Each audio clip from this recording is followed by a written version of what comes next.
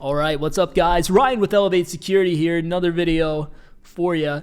On this one, I've heard recently people wanting some information on networking. I was planning on doing that one. Anyways, hang on.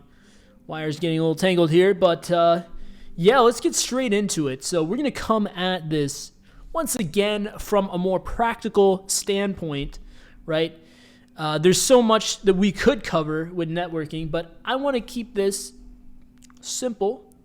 And I want to tailor it to pen testing, or even more specifically, OSCP, right? If you're not interested in OSCP, this is going to help you on the job as well in offensive security. Now, depending on your particular role, security role, maybe you need more information, a more in-depth knowledge of networking, maybe you need less, but this is going to cover most people, I would say, and certainly covers what I need to know on the job, as well as the OSCP. So let's get right into it. We're just going to start this by putting this into something that is easy for you guys to see. So let's call this demo. And yeah, so there's not too much. You might be surprised to find that there's not too much networking that you need to know for OSCP. So if you're intimidated by it, definitely don't be.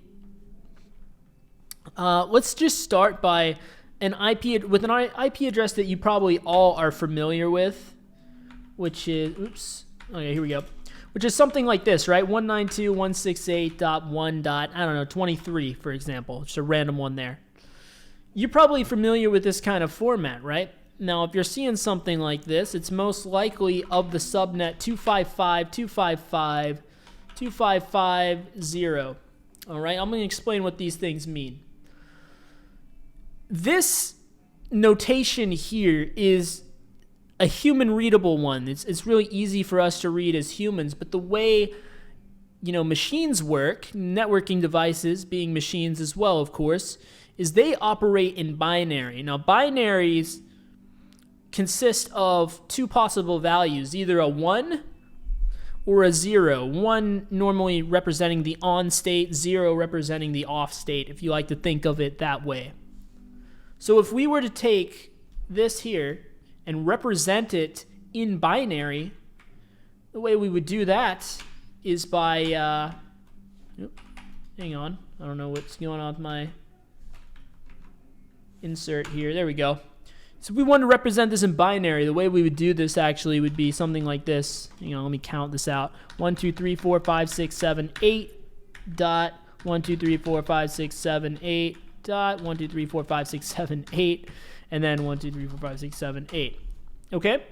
So this is the highest number possible. Now, let me just break down how this stuff works, right?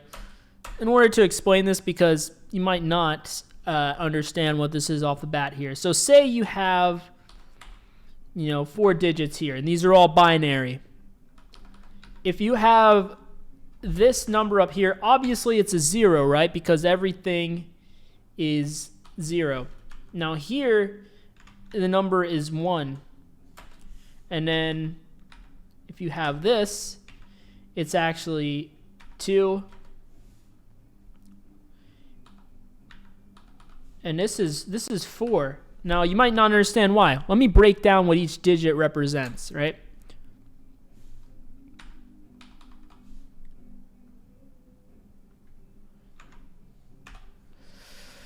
So if we look at each digit like one at a time, right? Think of it as 2 to a certain power, right?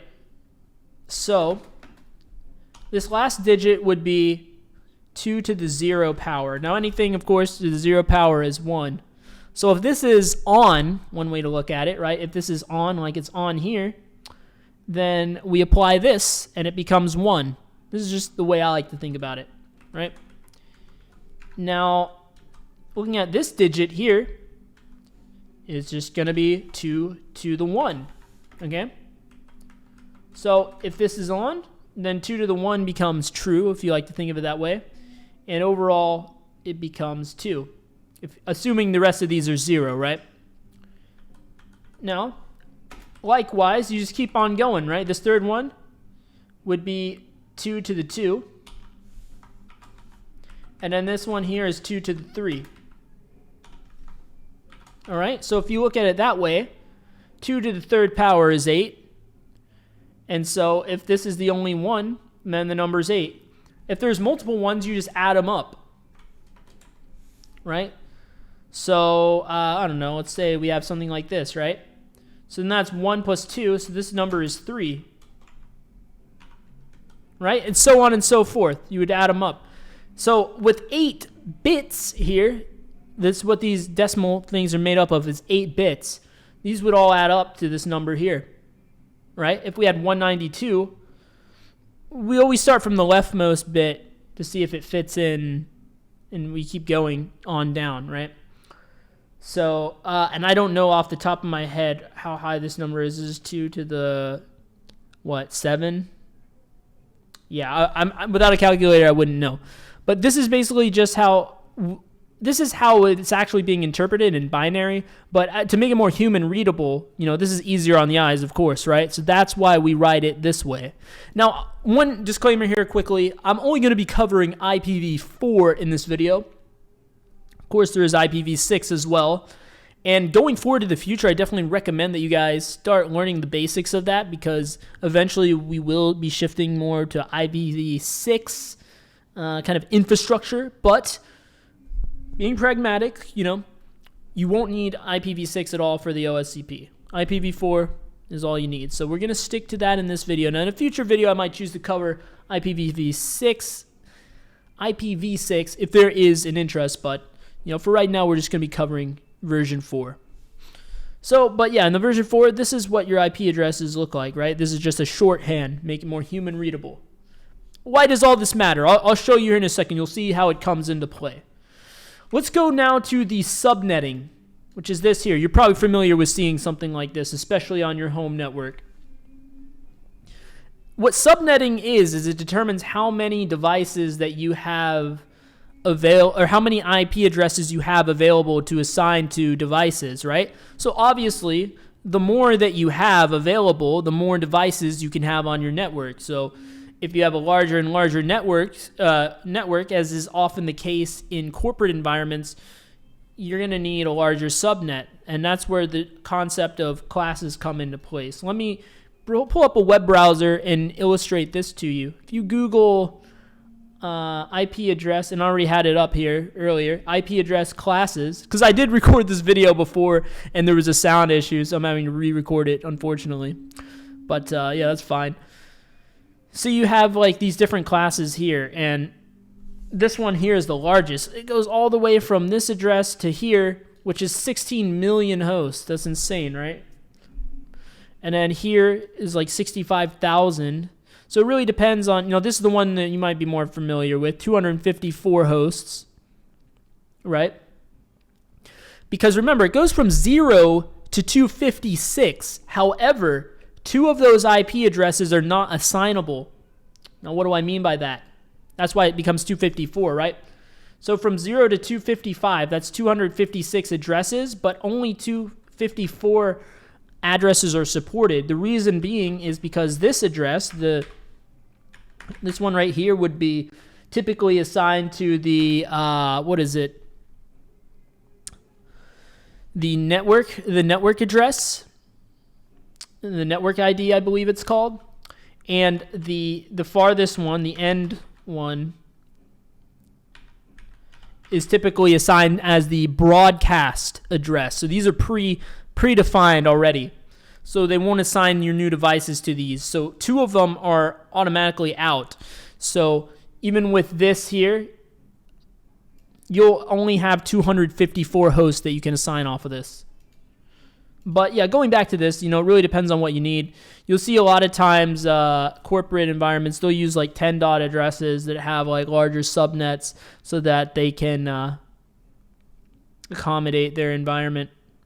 And also note that depending on the first numbers, you can kind of tell if it's internal or external IP.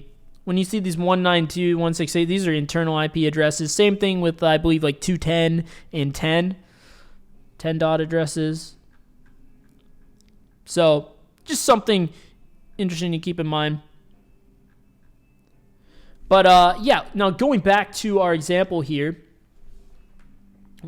seeing why this is all important. the most applicable thing is, a lot of times in the OSCP especially, you'll see what's called CIDR notation. Something like this, right? Let's say in the context of our example, it's always paired with the IP address when you see it, right? It'll have it normally from the network address and a slash whatever. This is known as CIDR notation. What does this 24 mean? Well, remember up here when we were talking about the bits? The way I like to think of this is that this number here represents how many bits are locked, essentially. Meaning you can't, they have to be a part of the IP address. You can't change it. Now, I want to back up for a second. I don't want to lose anyone. I want to be really, I want this to be a really easy to follow video. So when you have 255, sorry, they're playing some really loud music at the bar across the street, some live stuff. So hopefully that's not getting picked up on my mic. But anyways, when you have this 255, 255, 2550, what it means is every IP address on your network, in order for it to be on your same network, it has to start with 192, followed by 168, followed by 1, okay? And then this number can be anything, okay? Anything from 0 to 255. Well, two of those being already in use IPs, so 254 possible hosts from the range of 0 to 255, right?